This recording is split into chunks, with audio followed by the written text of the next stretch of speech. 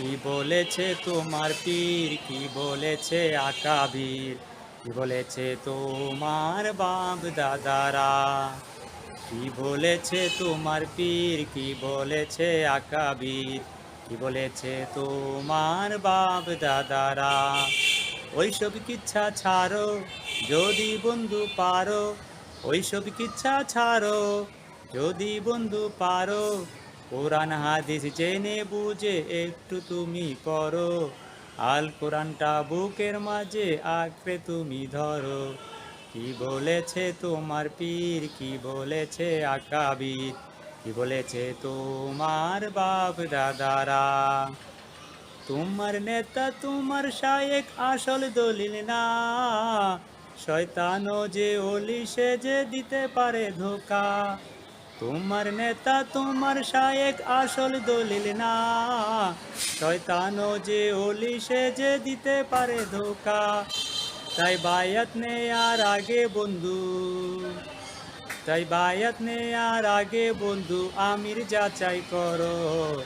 কি বলেছে তোমার পীর, কি বলেছে আকাবির, কি বলেছে তোমার বাপ দাদারা, কি বলেছে তোমার পীর, কি বলেছে আকাবির, কি বলেছে তোমার বাপ দাদারা, কি বলেছে তোমার বাপ দাদারা, কি বলেছে তোমার বাপ দাদারা। আমরা যদি এই গজলটার প্রথম 2-3 লাইন শুনি তাহলে মনে হবে যেন যে এই গজলটা যিনি গেয়েছেন তার মধ্যে কিছুটা ত্রুটি রয়েছে, বা এই লাইনগুলিতে ত্রুটি রয়েছে। সেটা হচ্ছে কি বলেছে তোমার পীর, কি বলেছে আকাবির। যদি আমরা এই আকাবির এবং পীরদেরকে বাদ দিয়ে দেই তাহলে কিন্তু আমাদের যে ইসলামের ধারক বাহক যারা নিয়ে আসছিল, বাংলাদেশে যে ইসলাম নিয়ে আসছিল তাদেরকে অস্বীকার করা হয়। হক্কানি পীর, হক্কানি আলেম, হক্কানি আকাবিরদেরকে অস্বীকার করা হয়। কিন্তু ইসলামী যদি এদেরকে অস্বীকার করা হয় তাহলে কিন্তু তাদের অবদানকে অস্বীকার করা হয়। তাই বলা যায় যে হয়তো এই প্রথম 2 লাইন যদি সম্পূর্ণরূপে জোর দেওয়া হয় তাহলে এখানে কিছুটা ভুল রয়েছে।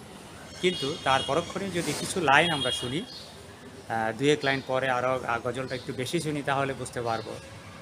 গায়ক কিন্তু এখানে বলেছেন যে আসলে জেনে বুঝে আসলে কোরআন হাদিস মেনে আসলে যাচাই করে আসলে পীর ধরার কথা বলেছে, অলি ধরার কথা বলেছে, স্বামীর ধরার কথা বলেছে। কিন্তু তাহলে কিন্তু আমাদের আর গজলটা থেকে আমরা খুব বেশি ত্রুটি পাই না।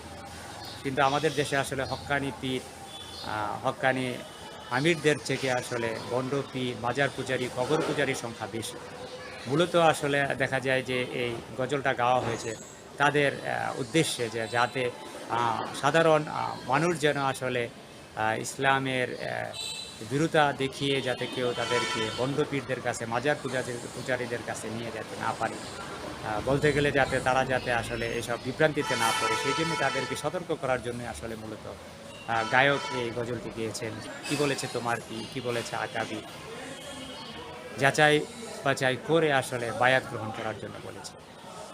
আশা করি সবাই বিষয়টা বুঝতে পারবেন। ধন্যবাদ সবাইকে। আসসালামু আলাইকুম।